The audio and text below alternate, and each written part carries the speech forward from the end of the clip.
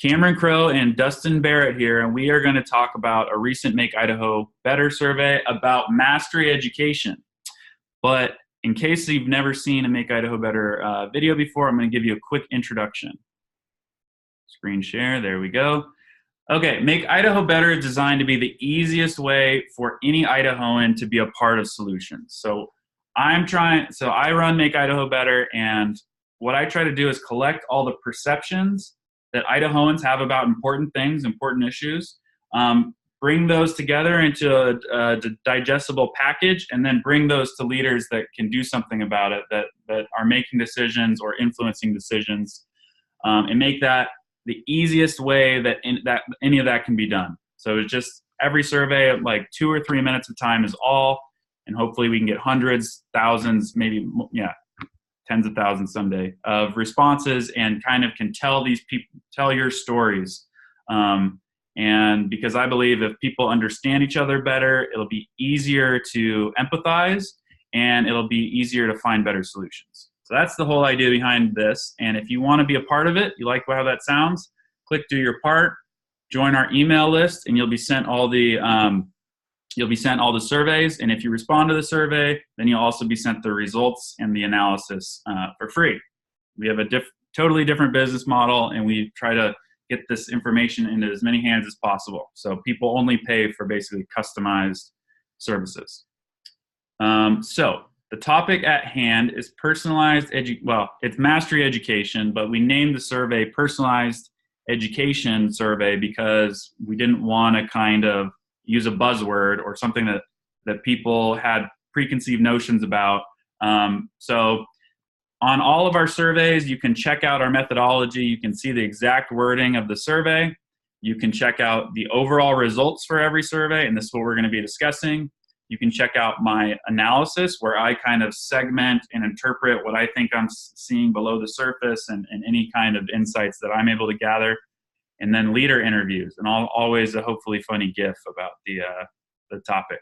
So leader interviews, this is where the recording of this call is going to go down here, so anybody can find it with all the other stuff related to it.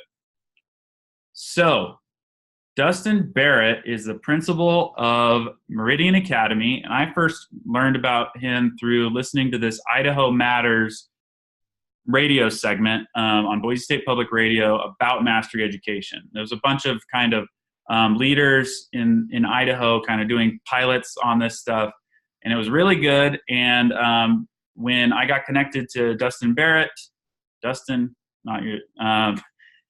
had a great conversation. Here's his bio on the Meridian Academy website. But Barrett, I'm getting all messed up. Dustin, what's your background? How did you fall into mastery education? Why are you interested in it?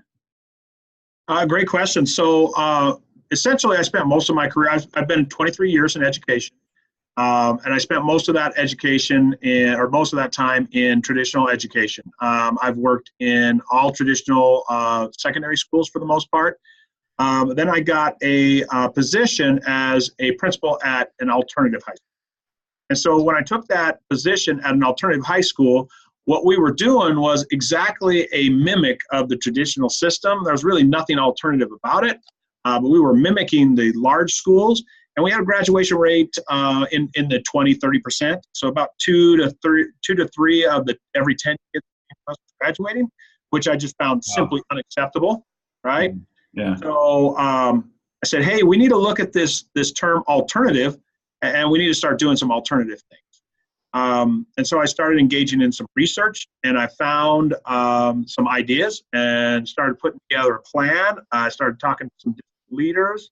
I had a superintendent at that time that was really, really conducive to that, and our superintendent now is super, super supportive, by the way. And so we had the opportunity to start doing some alternative things. That was just as Idaho was starting to, just before actually Idaho was starting this movement towards mastery education and promoting mastery education. And so I started just a little bit before the state of Idaho did, and I was able to jump on their bandwagon and get that support from the state level as well as from my district level. Would you say about 5 years ago. you're a mastery hipster. You knew mastery before it was cool. Okay, yes, I would absolutely say that because, like I said, I started even before the state of Idaho really got going. I brought a team in from the district office, and again, prompting from the superintendent, she said, "Yeah, you guys do need to start doing something alternative here," and that's really the green light we were looking for. So, yeah, I'd like to say that I am. I don't know. It was already pretty popular in the Northeast. So, Such a hipster. Well, cool. So let's dive into some of this data. Well, actually, no. Tell me before before we dive into it. Oops, where did I share that? Before we dive into it, how did we get between meeting and right now analyzing a survey? Like, how did this happen? Yeah. So this young man, this handsome young man, showed up in my office. And he just wanted to have a discussion about mastery education. He got my name, I believe, from the radio station and then from library board of trustees, library director here in Meridian. And so he came in, we set up an appointment, you reached out to me, and we just had a discussion. And, it just seemed to be a really great discussion. You were very inquisitive. I love to tell my story. I love to talk about mastery education, about competency-based education. And so then we set up another meeting, and that led to us kind of collaborating on this survey that you have put together and built, and that's where we're at now. Great, yeah. So we talked about, wouldn't it be great? Well, what can we do to kind of help mastery education, and how, if we understood better, if other people understood better, like what mastery education is about. And if people that are in mastery education had a better sense of what maybe a general population in Idaho think about the ideas of mastery education, that could go a long ways to like how to really promote it, how to talk about it, how to kind of make it happen in a bigger way. So we put that survey together, and let's talk about some of these results. So first things first, I always like to start with some context. Like, I don't like to dive right into it with the survey, especially if it's something that's kind of maybe complicated or not everybody already knows a lot about. So I wanted to ask, like, how often have you heard about this thing called mastery education? Mm-hmm. And about half had, hear about it not at all often, or, probably most of them are, I've never heard of it. And only, we got 21 people, about 6% that had hear about it extremely often. Everybody else kind of basically not much, and that slopes down to all the time. So what did you think about this, the results on this one? I'm going to be honest with you. It surprises me quite a bit the not at all often, the percentage that's in that category in Idaho, because it's promoted so much legislatively right now. It's I don't know, it's a buzzword, like you were saying. Yeah. So that kind of surprised me. But, when I looked at your demographics for this, you flashed those demographics up for me, and that kind of spoke volumes to me. This one? Yes. Because if you start looking at, no, it was the other one. It was the one where it was the group. There you go. This one? Teacher, that's the one. That's the one. Yeah. So if you're not a parent, you're not going to follow the buzzwords related to education, most likely, right? Mm-hmm. But if you look at a parent and teacher, the responses are pretty high. So yeah. I'm still discouraged by the number of parents, but because that means we've got a lot of work to do. Yeah. There you go. Yeah. That's the one I was looking at. So, I think we've still got a long ways to go to get the message out. Everybody kind of accepts what they've got, and that is we came up in traditional education.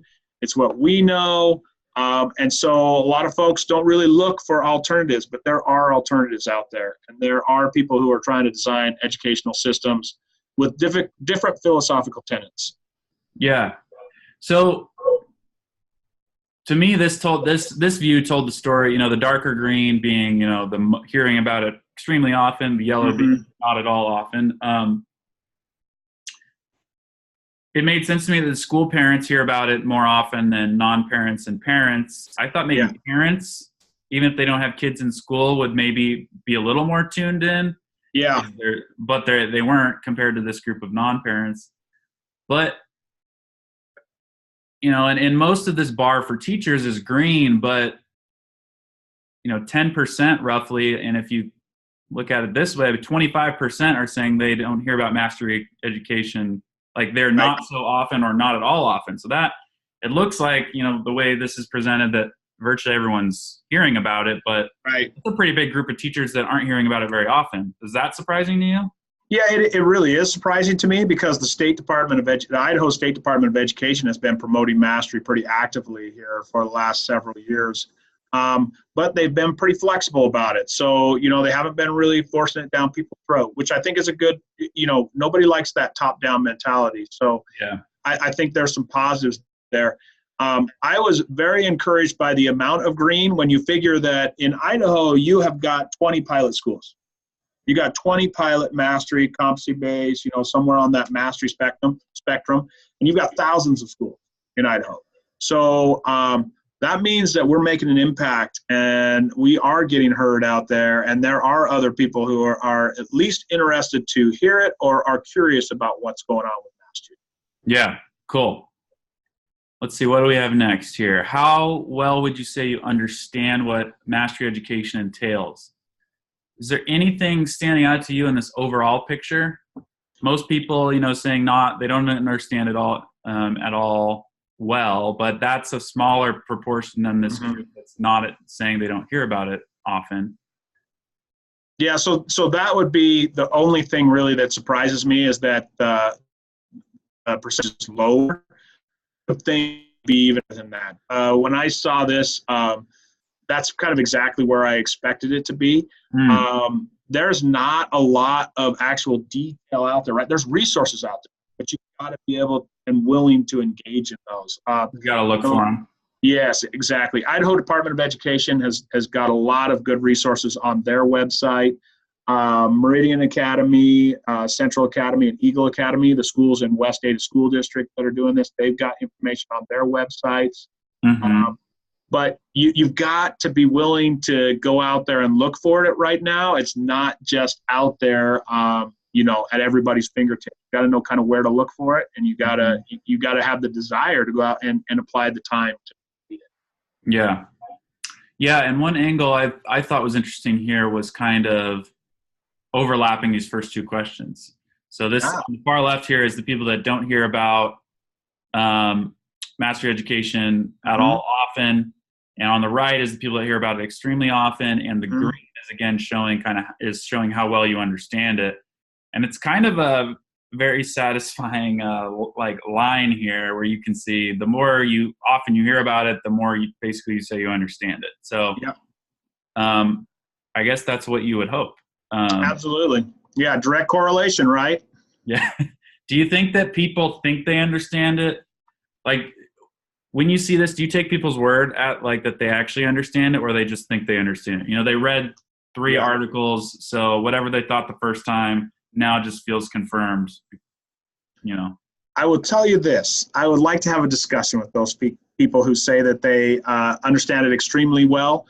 I take everybody at their word. I take everybody at what they're telling me, but I would like to have a discussion with them because there is some real differences philosophically. There are some fantastic things about mastery education that people don't understand. And I think that I would want to make sure and check that their understanding before I would be confident in those numbers.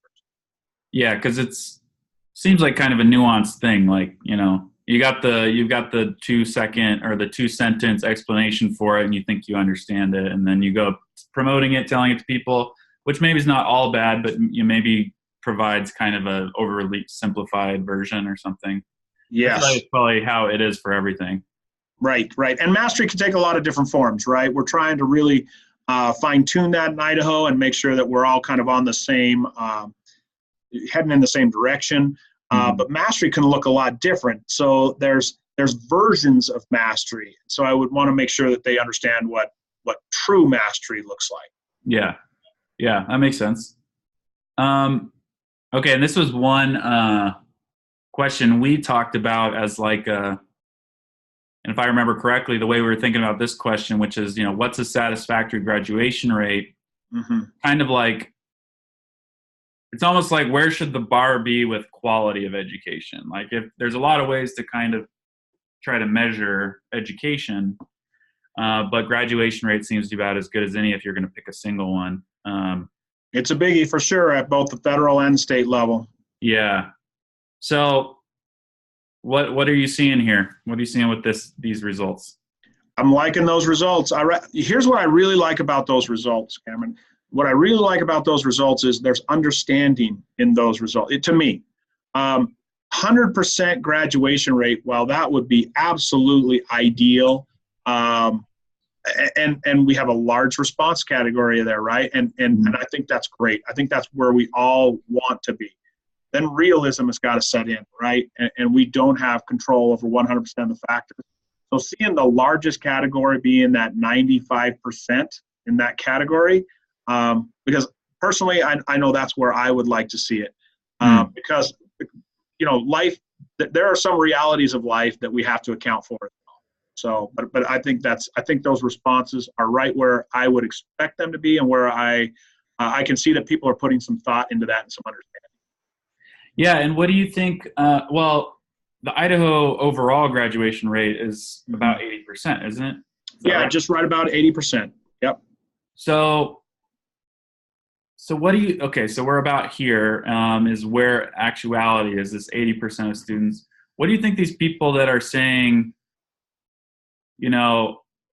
only 80% of students should be graduating? There's 30 people here that said 80 or less than 80%. Like, are those people that, just are these teachers that are defensive and they're like, we're doing as good as we can, like, we can't do any better? Or who are those people, do you think?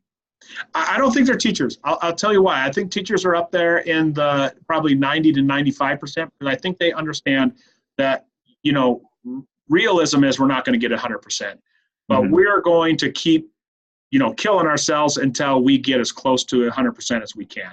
These are very, very dedicated professionals. But what I would, and every, not just mastery, in traditional, every teacher that's out there, I have not run into a teacher yet who doesn't believe at some level that they are bettering students' lives, and they want to continue to do that, right? But what I do think we run into is folks who are, that we've got a lot of ruralness to Idaho. We've got a lot of folks who still believe you can get a livable wage in Idaho without securing a high school diploma.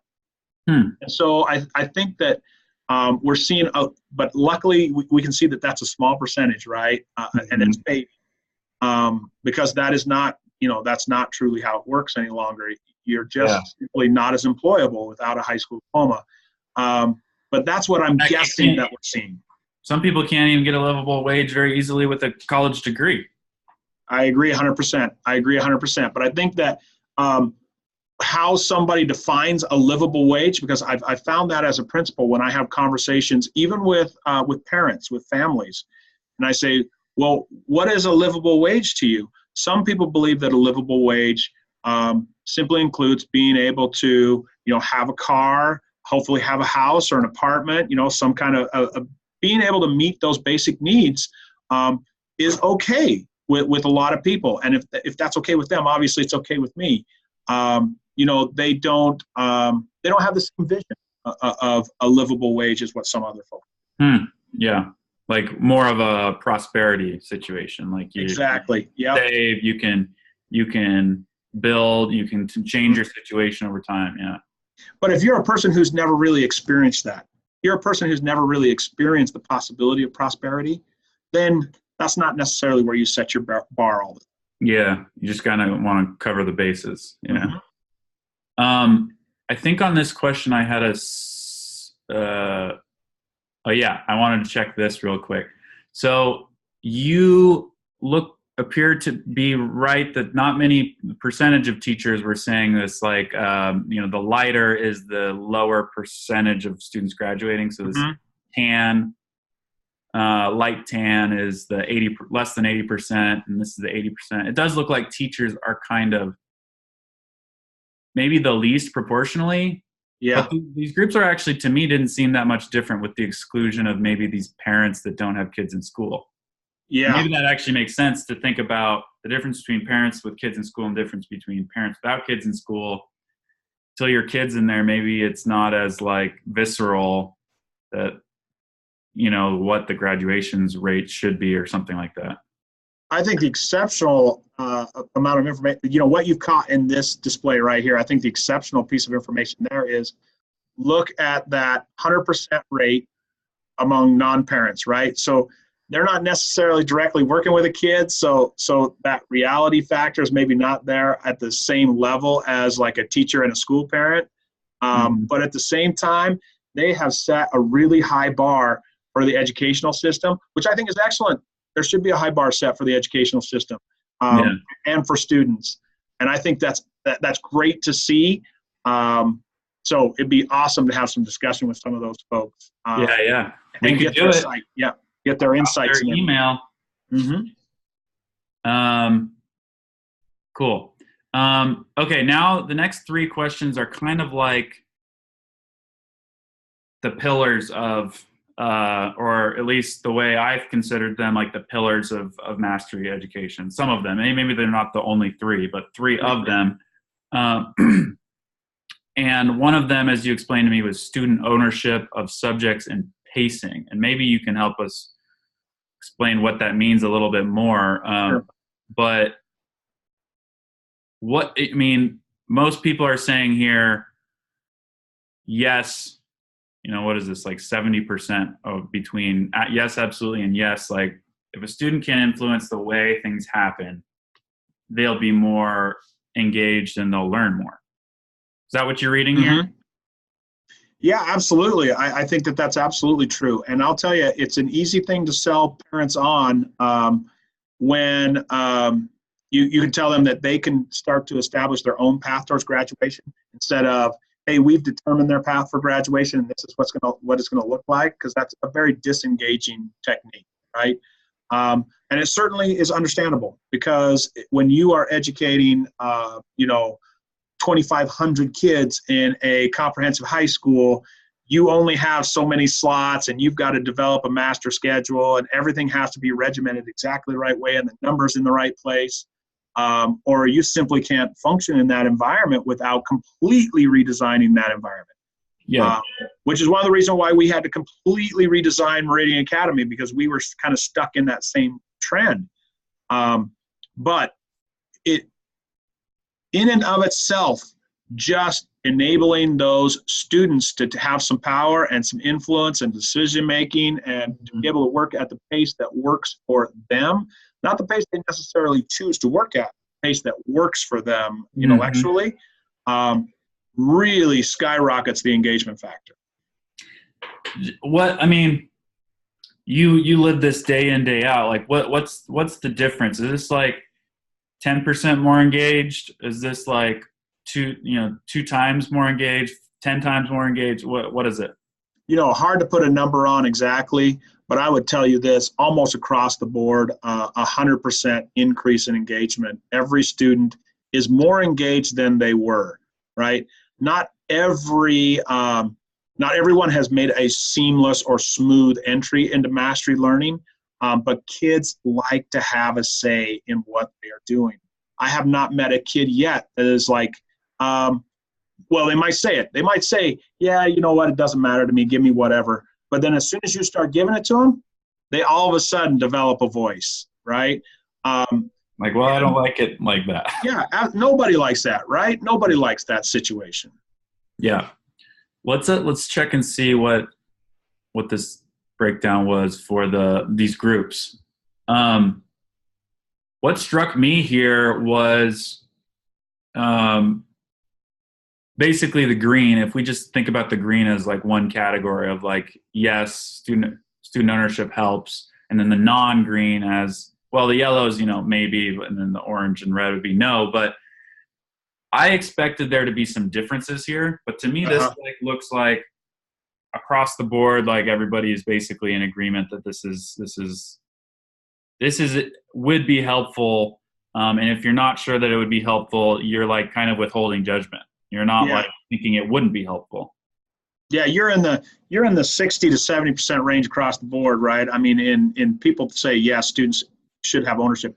What is really interesting to me is this in this view, Cameron, and that is, look how high that teacher perception is, right? It's the highest one on the chart. And look at the school parent. It's the second highest one on the chart. But in the traditional system, we don't lend them much opportunity to actually take ownership of their education, right? What we do is we ring bells and tell them exactly when they're going to be there, and if they're not, what the consequences are going to be, right? Never at any point do they really get to sit down and take some ownership and make some decisions and, have some say in what their schedule looks like. For the most part, they get a few electives and then everything else gets filled in. And if there's space in those electives, they get those. Traditional system, right? Yeah. So even though the teacher and the school parent is saying these are really important things, students should have ownership, because we walk out the door of the school at the end of 12th grade, and at that point, we're just expected to have ownership, right? But we function in a system where we give them very, very little opportunity to actually develop. And then people flounder. Yes. Do you think that students in mastery have an easier time making that transition, like into, real life or whatever? Well, I know that mine have so far. Our go-on rates, our rates of kids going on to at least a 2-year college have been very, very high. Our kids usually, at Meridian Academy, our kids usually have pretty good work skills, because a high percentage of them start working while they're in high school.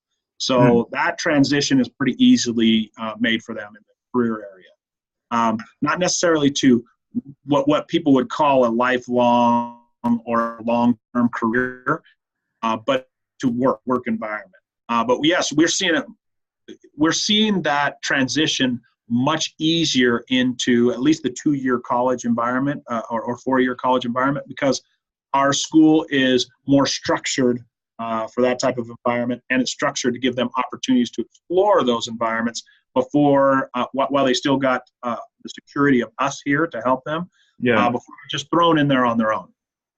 I like that. It seems like a better, not only career readiness or like college readiness, but life readiness. Like, you don't have to flip a switch. Right. Like, okay, now you just gotta you're supposed to take orders and fall in line and don't, do anything independently.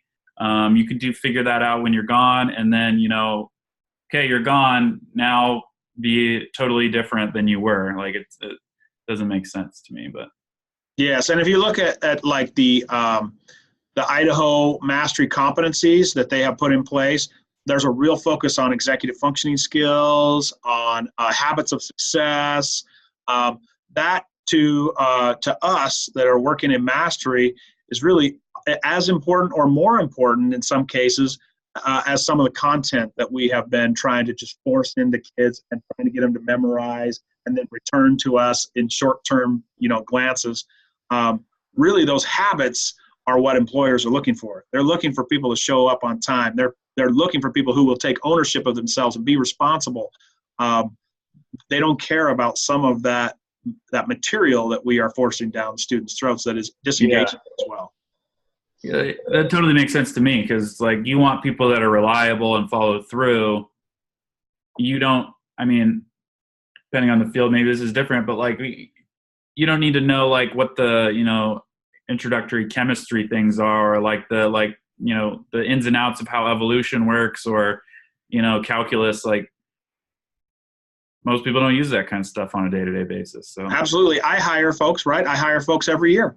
Yeah. I would much rather have an employee who cares about kids, who's passionate about kids, wants to see kids be successful, is able to build relationships with kids, will show up to work every day on time, will meet the responsibilities that I place upon them. And if they don't know how to balance a chemical equation, I can live with that. Yeah. Chemical equation. That's what it's called. Okay, let's move on here. Okay, this next one, This next one was interesting to me. It's about grading students on what they know and not what they do. Mm-hmm. And this one was actually the least, it seemed like there was the least agreement, or though it was like still kind of more positive, more people are in the agreement camp than the disagreement camp. It wasn't as distinct as this one. Mm-hmm. Yeah. What are you seeing with this? So I think that there's a separation that's still taking place in the field of education right now. And that separation is that things are done and need to be done a little differently than what we have been exposed to in some cases in the past. And that is, behavior used to be very strongly linked to academics. And so you weren't necessarily getting a full and robust view of what a student has learned or how they have grown individually. You have gotten a pretty good picture of how well they are at how good they are at playing the game, right? Playing the game of school. And so I think that there's still some work there that we need to do, and there's still some understanding that we need to do, because there are habits that we definitely want kids to learn, right? And there are, just like we just talked about, those executive functioning skills. Mm-hmm. Some of those things we definitely want kids to get that information and to have those skills, show up to work on time, blah, blah, blah, blah. But at the same time, if I am giving you a report on what your student, Cameron, has learned in science class, if I calculate that into the grade, I'm not truly telling you what that kid has learned in science class and what growth they have made in science. I'm giving you partially a report on what they have done behaviorally. And so that's really where that understanding still needs to take place. I like the concept. It's just kind of hard for me to wrap my head around. Like, how do you do it different? Like, because there are no tests, but then how do you know? Like, do they need to, explain it to you in their own words instead of doing multiple choice? Like, how do you do it? Mastery, we focus on, especially in competency-based mastery, which is what we do at Meridian Academy.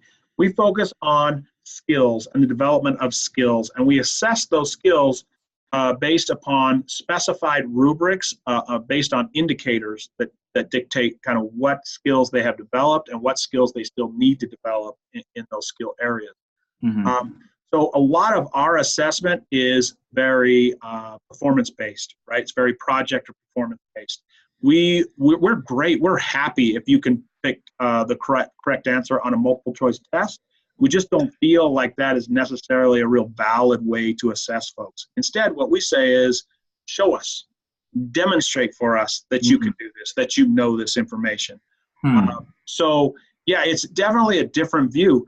One of the things that I always say as I've been transitioning into this, and I've had teachers come to me over the years and say, hey, this kid just cheated on this test, is first thing I ask the teacher is, let me see the test.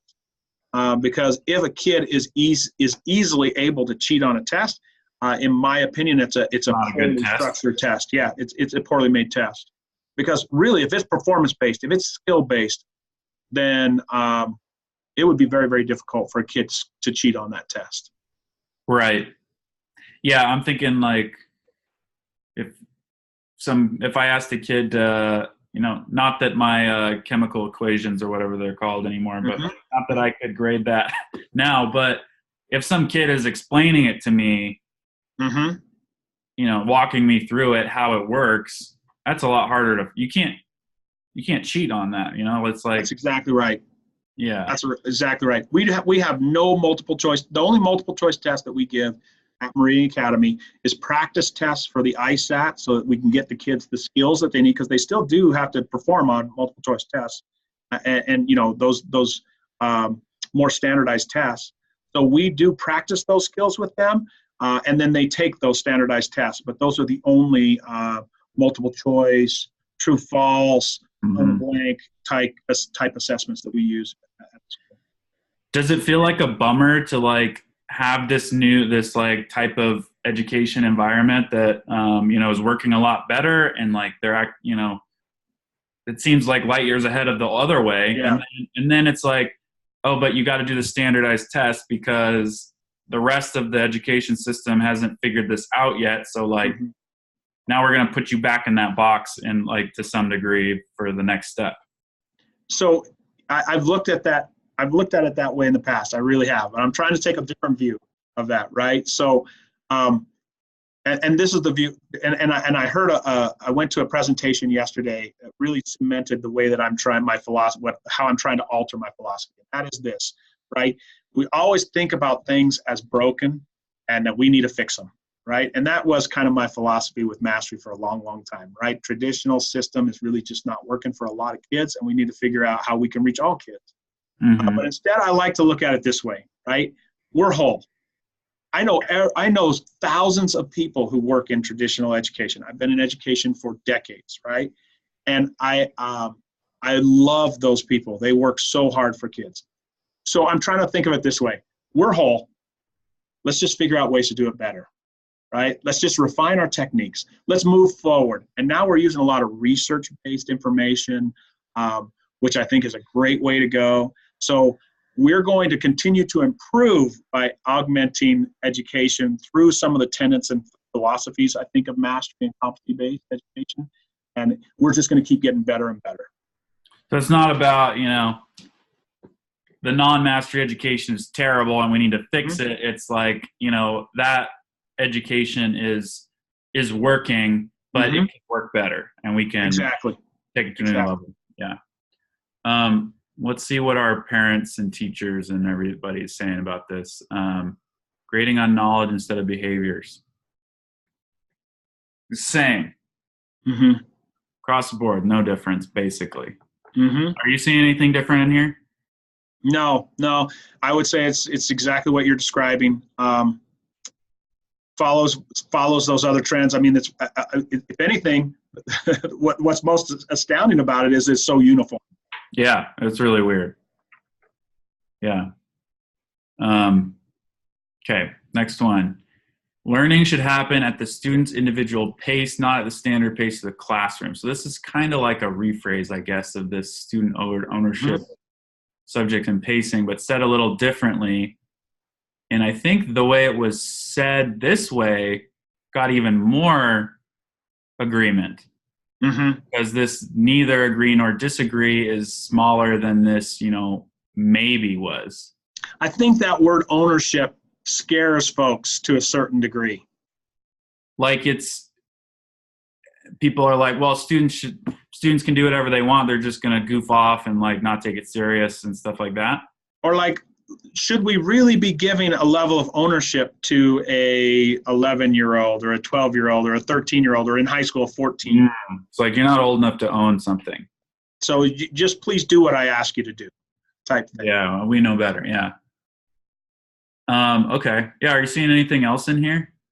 No, that's exactly where I would expect that to be, right? Listen to me. Parents, no. And so I would really like to see your breakdown on this one because parents, no. If you've got a kid, you know that your kid is not like any other kid in the world. And so if you put them in an educational model where you're only teaching one way to an entire group at the same pace, at the same time, with the same expectations, how in the world can we expect that to work for 100% of the kids? Yeah, totally. All right, you asked for it. Let's see what we got here. Individual learning pace instead of class-based. The highest group, school parents. Yep, teachers and school parents, yeah. The ones that know about kids learning directly. Yeah. Is there anything else in here? Is this just kind of confirmation on that, what you were expecting? This is what I've heard from parents for 23 years. Wow. Okay, cool. So this data is not totally bogus then, maybe. Next one. Every student. So now this is kind of not, we're going beyond these like three kind of pillar questions of mastery, like what mastery actually is, to a like accessibility question, or like a equity or quality, like should everybody have it? And yeah, everybody wants, everyone thinks that more or less that every student should have access, right? That's like a crazy, we've got 12% that say no. And then Wouldn't it be interesting to talk to those folks? Well, we maybe got it's a a question cost down issue. below that it talks about cost, and I'm wondering if Mhm. that's what they think. Like, it's Yeah. expensive. It's not realistic. We can't actually do it. Right. That would be my assumption as well. But man, this is why mastery and competency-based education is really easy to market, right? Because everybody understands kids are different, and everybody believes that their kid is so important that they should have a personalized education. I agree with that as well, right? I have not only my own children, but I believe every child that walks into my doors deserves a personalized path towards graduation, because I know that if I don't personalize it to a certain degree, that I take a great risk in losing that kid. What's your reaction to, like, do you ever get this criticism that, nowadays we just treat kids like special snowflakes, like there's no actual accountability, they don't actually have to do, like, what do you say to that? Well, I would say mastery goes the exact opposite direction with regard to that. One, I do think every kid that comes to my doors is a special little snowflake, right? I try not to treat them as snowflakes so much, right? They have to have those real world skills. They have to have those. They have to have some dispositions that will prepare them for life after high school. Real life is hard. I've had lots of kids come back and tell me that, and I brought them back in to talk to the kids to say, hey, you guys got it really good here. Wait till this runs out and you got to, find a job or go to school or college or whatever. So we're certainly not trying to, make them snowflakes, but at the same time, we are trying to make them successful. And so, yes, absolutely. I think you can overdo anything. But if you're focused on really doing what is important for kids, that includes exposure to some of those elements of developing their skills and their executive functioning skills so they can be successful after high school without protecting them from some of those elements. Yep, totally. But you gotta prepare them for it, right? Yeah. Just feel full. So, not protecting them and feeding them to the wolves are two very different things. Yeah, totally. Okay, here's our favorite breakdown. The standout to me here is how big this strongly agree group is with the school parents. Yes. Well, because they're like, of course I want my kid to have the best opportunities possible. So why should some kids get this and not others not be able to have access? That's exactly right. It's the equity thing, right, Cameron? I mean, I think you hit the key word right there. Why not my kid? Yeah. My kid's just as special as anybody else's. Right. Yeah. Well, and what do you think about some people that might feel like mastery is great and all, and we should make sure that people with learning challenges like get access to this, but the kids that are doing fine in like the other straight A kids in the other schools, like, do they really need mastery?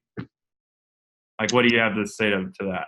So I would say yes. And the reason why I would say yes is because the statistics show us that, right? The research data shows us that. After they leave high school, what are the percentage of kids that are successful their first year in college? Those are kids that are successful in traditional school. Listen to me. The kids who go on to college, the majority of those are the kids who have been successful in traditional schools, right? Otherwise, they don't continue on in college for the most part. But yet, if you look at the dropout rate of first-year college freshmen, it is exorbitantly high. So, what is it? Do you have a range? I don't have. So I've heard numbers as high as 70%. So, wow. And I think that is reducing because I think colleges are being much more proactive about retaining their students. But I think that rate is dropping. So I'd want to read some recent research on that. We won't quote you. But I will tell you this. No matter if it's 20%, that's 1 in every 5 kids. And I know it's higher than that, right? Right. That's just unacceptable. So can we really say we are preparing kids? And we know that we're hearing from employers, right? We are not preparing kids for that work environment. We know we're hearing that from them. But if we're seeing dropout rates in the first year of college that are that high, how can we be content with saying, well, it's working. I got 80% of kids to graduate. Yeah, it's like graduation's not the finish line. It's not the goal. Yeah. Well, it's like there's a difference between preparing kids to get accepted into college and then preparing for them to actually, like, you know, move forward in college. It's different. Yep. Yeah. What do we got next here? Do you think you would have learned more if you had a personalized education? So making this about the respondent, like, okay, all the theory aside, like, given what you think you know about this now, what about you? Would you have learned more? And we had a lot of people, you know, the biggest one saying yes, absolutely. The maybe was higher than I expected. Yeah. Does that stand out to you? It does. And I think that one of the reasons that we see that maybe so high, and I'm just speculating here, obviously, but I think one of the reasons that you see that so high is because there's not a really good understanding conceptually amongst a lot of people of what personalized education really is or what it can look like. So they're like, yeah, I mean, I like these things about it, but I don't actually know what it's, you know, I don't have a clear picture in my head of like what this, you know, my day-to-day would have looked like. So it's hard for me to say. Is that exactly? Hey, if I knew more about this personalized education thing, I might be able to tell you. I might be able to adequately answer that question. Right. Let's see what our group said. Wow. Again, look how high that school parent is. Yeah. They're the highest. Yep. Teachers, but this kind of goes against your interpretation. I feel like this, like that there's so many teachers that, you know about this the most, right? That their maybe group is as high as anybody else's. Like, why are they saying maybe? None of them received a personalized education. There's still a lot of them who really don't understand what personalized education is. Yeah. I think that if you talk to them about the philosophy and the tenets, and you have those teachers who understand philosophy, tenet, and how it can be done, I think you would see a lot different results there. So I think we're still in an education, you know, it's still in a campaign of educating, even teachers about this, because most teachers were successful in school, right? That's why they became teachers. They went to college to become teachers.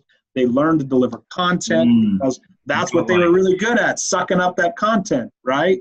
Personalized education really is outside their realm. Do you think, okay, so what percentage, let's say everybody knew what mastery education was, like the details of it. Would it be 100% saying yes, that I would have learned more, or what? Or do you think there would be still a percentage that said, no, I wouldn't have learned more? Oh, there definitely always is going to be a percentage, right? You know how these statistics work, right? Because there's always those folks on that outlying end. But I think that you would see, obviously, and as we continue to educate, I think that we will see these percentages going up, and people, and especially in like, hey, how do I get my kid access to personalized teaching, right? Because they will be able to recognize and see what the power in personalized education is. Yeah. So if everybody knew, you know, what would it be, 95% saying yes, I would have learned? I think you'll hit 90-95%, you bet. Okay, cool. That's some confidence right there. Like it. Okay, here's the big one. We talked about it earlier. How expensive do we think it would be to offer personalized education to every student in Idaho? So we know that 80% of our respondents think that every student should have access. But what does that mean when, you know, dollars and cents when it comes to, you know, your tax dollars? Do we think this is actually really expensive or not? And we got it's somewhere between somewhat expensive and very expensive is kind of the average. What does that mean to you? I will tell you this. You can do it by just reframing, right? It's a reframing. It's a philosophical difference. It does become more difficult in large settings, right? You do have to be much more strategic about it. But it's really more about the philosophical tenets of mastery and of the model than it is money. So it does take a lot of professional development. I'm going to be very transparent in that. It takes a lot of professional development because teachers were not educated in this fashion, in this philosophy, in this model. So delivering lessons looks different. The role of a teacher looks different. So it does, there's PD money that's got to be placed in there, right? Mm-hmm. But as far as the actual operating costs of the school, there does not have to be a huge investment. There really does not have to be a huge investment. We have done it in these 20 schools in Idaho with a pretty minimalistic investment. Like $5 million, right? 1.4 million over 5 years. For 20 schools, right? Yeah, that's the only supplementary income. And most of that has been in the PD area, right? So, and a lot of that for administrators and some of that crew. They brought teachers in as much as possible, but you got to reframe that mindset and those philosophies in the leaders before you can even, bring that down to the teachers.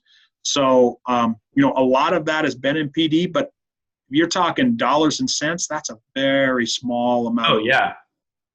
To me, that seems like laughable that you would allocate $1.5 million for an entire state pilot that involves 20 schools over 5 years. That's like each school gets like 20 grand a year or something. Like, probably that math's wrong, but like, what can you do at 20 grand? Well, and it's a little higher than that, obviously. And we started a little bit heavier on the front end and kind of are reducing that, that money that we are receiving from the state to help supplement and explore and deliver PD. But it's being based on how many kids and how many teachers and all that are in those schools that need that support and that development. So that's how the funds are kind of released, from my understanding. But I will tell you this. It's not about the money. I mean, the bottom line is just it's a reallocation, a new framework. It's changing philosophies, it's changing practices, it's changing roles, and then deliver that so that you can do those effectively. That's really where the money comes in, and it doesn't have to be an exorbitant amount. There's already a ton of money spent on PD in the state of Idaho. There's a huge allotment of money in our education budget for PD. Yeah. How is that PD going to be delivered? Yeah. You mentioned that teachers, the need for professional development, because teachers weren't trained in this kind of a model. I imagine they're like, all the universities aren't training this model right now. Like, or are they like, is there a class component? It's like, how terrible would that be if like the state's going to move here? You just graduated from college with your education degree like a year ago, and it has nothing to do with this. Right. That'd be disappointing to me. And that is still how the majority of programs are, right? The majority of programs are teaching students how to deliver content. They're teaching students. They're teaching them how to deliver content. And it's really that content-focused instructional piece. It's not really the tenets of mastery. There is some evolution there.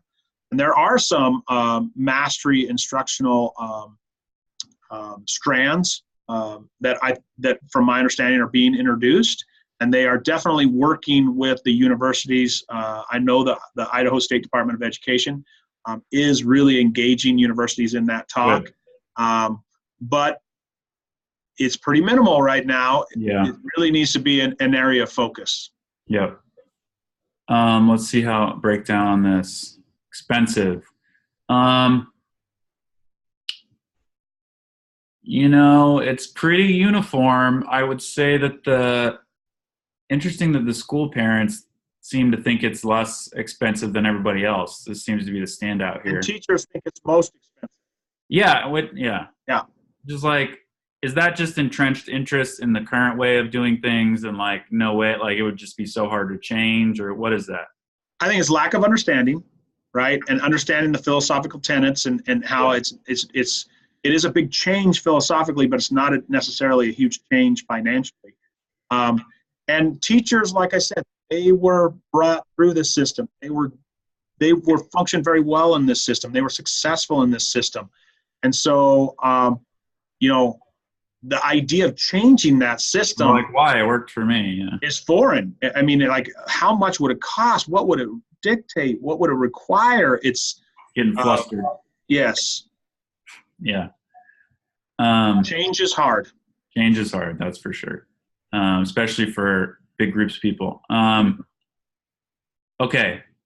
You just told me that it doesn't actually require that much more money to do this. So let's talk about, how long it would feasibly take to offer this. And, we just said change is hard. So how quickly, I asked people how quickly, this could be offered to everybody. And we talked about this ahead of time. So I had your current, your estimate from when I came to your office in mind. So, which I think you said was like, current trend was like, probably it would take 35 years or something like that. So when I had that in the back of my mind, I saw this, I was like, wow, is everybody way too overly idealist or, overly optimistic on how fast change can happen? Or is this like, if we got serious about it, this might actually be realistic? So I love these numbers, right? Because these are the true numbers. What they're not accounting for is the human side of it, right? And that's where that number that you're getting from me is education evolves very slowly. Change takes place in an educational environment very slowly. It takes time for those tenants to soak in. Listen, can you switch to all the schools in Idaho being personalized educational delivery models in 3 to 5 years? Yes, you could. You absolutely could. However, the legislation that follows that, the funding that follows that, because all of the tenants, all of the things that we have kind of fallen into that rut in education, all of those have to be shaken up. All of those have to be challenged. All of those have to be changed. And that, I'm not optimistic that people will change those that rapidly. I'd love to see it happen, but some of that is out of our control, right? Don't establish the laws of the land. We are not. I'm not a member of the Idaho legislature, and I would certainly, even if I was a member of the Idaho legislature, I don't dictate how the other folks are going to vote. So it's some of those things that hold that back. Now we just had a great victory in the Idaho legislature, right? They took the cap off. It doesn't have to be just 20 schools that are engaging in the exploration of mastery, but that in itself has taken 3 or 4 years, and that's just since we really started actively promoting it. There's just a lot of that stuff that has to take place in order for those changes to be able to occur large scale. Realistically, it's going to take time. Could it be done? I love it. I love the 3 to 5 years being the biggest category, because in realism, if all things were in place and worked, cut the red tape, put the money there, got aggressive and just forgot about all the kind of, Absolutely. We're not 5 years into it yet, and we've completely changed our delivery model, completely changed the role of the teacher, completely changed the way we interact and the way that we teach and educate students. And we're not into it 5 years. So can it be done? Absolutely. Yeah, that's a good point. Your own red tape. It kind of like, it does make me a little depressed to think about like how many things are working against like a rapid transition. And I like the idea of like, oh, we found something better. Let's just do it. What are we waiting for? But that's not really how. Well, you told me like in Vermont, I think it was like the legislature just said, no, every school is mastery as of starting now and figure it out. But like our state doesn't work that way. It's like, it's always like it seems like the legislators are the last ones to come around to something, instead of, they're not like the pushing the envelope and leading and like, making the change for the people that aren't as familiar with it. It's like, it has to be the other way around. Well, I think that they're trying to take that aspect of, hey, it is our duty to protect the people as well. right? It is our duty to be responsible for the people as well. And so why would we invest or just make this mad dash shift to this new instructional model that is new to us, that we don't have that understanding of, that we really have not properly piloted and have full understanding and research data to support, even though I don't know how much wealth of research data we had to institute the Carnegie unit and some of the elements that we have in traditional instruction. Well, But yeah. I think I'm hoping that they're working from that premise, that supportive, responsible, let's be careful about the decisions we make, that kind of a front. But it slows down the process.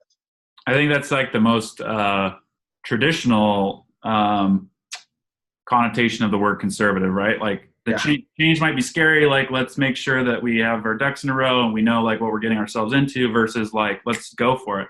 But when you told me, what our current trend is, and like, I don't have kids yet, but I want to maybe have kids in the next few years. And I'm thinking there's a chance my kids might not be able to have this. Because like you talked about, like your kids can't even have it. You're the principal at like your school, and that just seems like terrible. I mean, that just seems like cruel because you know what it can do more than most people, and not your kids can't even have it. That's right. My kids don't qualify to attend Meridian Academy, so they can't get a mastery-based education unless I go out and I seek it in the private area. And and it shouldn't be like that because. I'm a huge supporter of public schools, so I'm not going to take my kids to private schools. Well, and what about the parents? Yeah, and what about the parents that couldn't, maybe right. I don't know if you could afford it, but like some parents can afford it, and I guess that's the whole idea with some of these private. It's an equity issue. That's for them, but what about everybody else? Yeah. Mm-hmm. Yeah. So to me, it's like protecting your are you protecting them or are you holding them back by like? Mm-hmm. We have actually really good data, and like, is there any scenario where you think through how this is different and how can this be worse? Like right. To me, it can't be worse. It's like, for once, how can like this, like being more attentive to each individual student's needs and potentials be worse for anybody? Like, I would strongly challenge anyone's ability to effectively argue against the tenets of mastery-based education, competency-based education. Yeah. Has anybody? I've had a few that have attempted, but I think it's more out of lack of understanding, because once they have a solid understanding, they say, well, of course I want my student to be taught at a rate where they can understand what's being taught them. Okay. Once you have those conversations, yes, of course I want my kid to leave school with the skills they're actually going to need instead of a bunch of information that they had to memorize, most of which they will forget. Right. The tenets are pretty easy to promote. Yeah. Yeah. Okay. What are our teachers saying here? They know it better, so they should probably think it should be slower. Nope. They're just as optimistic. So what is the deal there? Because teachers know that it's glacial change speed. Well, teachers, though, are in the classroom working with kids, right? So at least when I was a teacher, and I was a teacher for a long time, I was not tracking a lot of legislative work that was going on. I was not immersed in the administration. You're on a micro view. Yes. I was focused on what I could do effectively with kids and the best way for me to work with my kids. And so I think that they say, hey, listen, we can do great things in 3 to 5 years, because teachers are an optimistic, very loving, caring group of people. And so I think that they're saying, if you give us the opportunity, we can do this. Yeah. I'm just getting depressed thinking about all these people are geared up to go, and then it's just like these people holding back the floodgates. Well, they just let one of those floodgates down. So I know that there are tens of schools that are right now that are I got 2 schools coming to visit my school this month who are looking at potentially some of the power, some of the options that are available through mastery education. So it was great that the legislature opened that up. I think that was our last these are demographics down here, so maybe we'll skip Yep. these. I do want to ask you, I want to get your kind of concluding thoughts on, like, all the stuff we've covered and talked about. Like, what does this survey leave like a taste in your mouth or anything like that? Or are there any takeaways for you? But first, like, while we're on the topic of more schools are trying it, which is great. What would you say to the criticism that, like, this is great for a small school because, you basically said it would be tougher for a comprehensive, like, high school to do this. Yeah. How much tougher, and, how realistic is it to implement it? And, like, I don't even know how big these high schools are, like 2,000 kids or something like that. So I think that like I said, it takes a little bit of time, right? There's some philosophical changes, there's some role changes for teachers, and there's a lot of professional development that has to take place. But it absolutely can happen in large comprehensive high schools. Columbia High School in Nampa is switching fully over to a mastery model. So Corey, who is also on that NPR piece with me, is the principal over there at Columbia High School. That's a large comprehensive high school. So can it be done? Absolutely. They're finding their way. They're starting to change those philosophies. They're changing their practices with kids. You go to New Hampshire, you go to Maine, you go to some of those areas, kind of the hotbed for what people consider top-notch K through 12 education. And they are all switched over. New Hampshire is fully mastery, all of their comprehensive high schools. So there are models that we can go and look at, that we can compare to, and that we can take tenets away from. So I think that absolutely we can do it. I think that change is hard. And I think it is much easier to say, no, I don't think it can be done. No, not in a large high school. Rather than go and look at what has been done and engage in the hard work, roll up the sleeves and engage in the hard work of changing something that has been in place for well over 100 years and is not was never built to achieve goals that we want to have. Your way right there just dictated to us that people don't think 80% graduation rates are okay. But what was the traditional system built for? The traditional system was built to sort. It was only built to educate a certain number of kids, a certain percentage of kids. It was never structured to. So it's like working as it was designed. It is perfectly working exactly as it was designed. What if you could snap your fingers and a change, like thinking about the cause of mastery education in Idaho, you could just, Jeannie gave you one wish. What would you want to happen? What would go the furthest to, like, move this forward? Well, one, I think that we've got to start changing those tenets when we are training new teachers, right? So that's one of the first things that I would do, because that affects change down the line, right?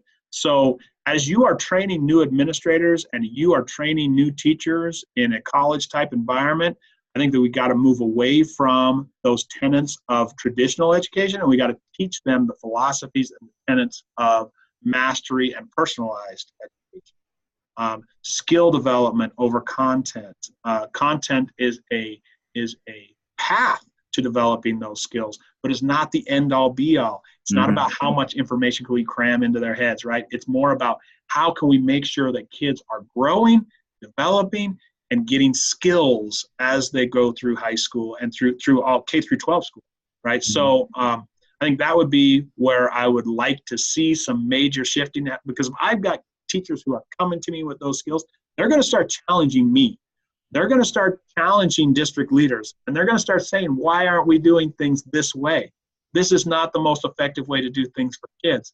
We got to get past these old methods of doing things.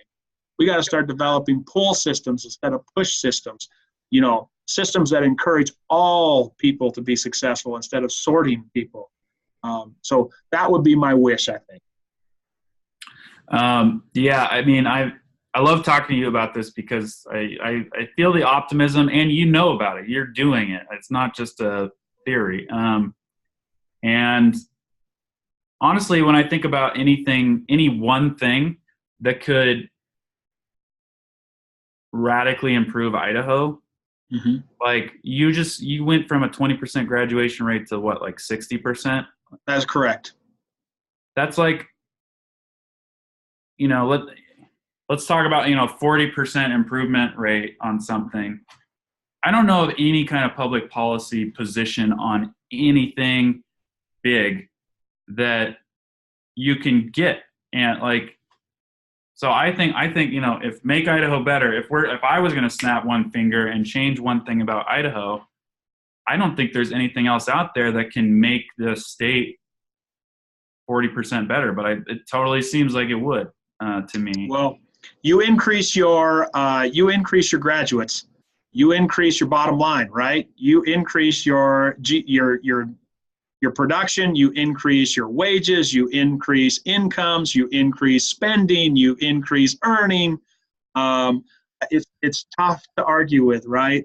You just have a more, you got better citizens. Mm-hmm. That's exactly right. You have kids with more skills. You have kids who can go right out into that environment with executive functioning skills that can problem solve, critically think, on their own. So absolutely, you become a better citizen.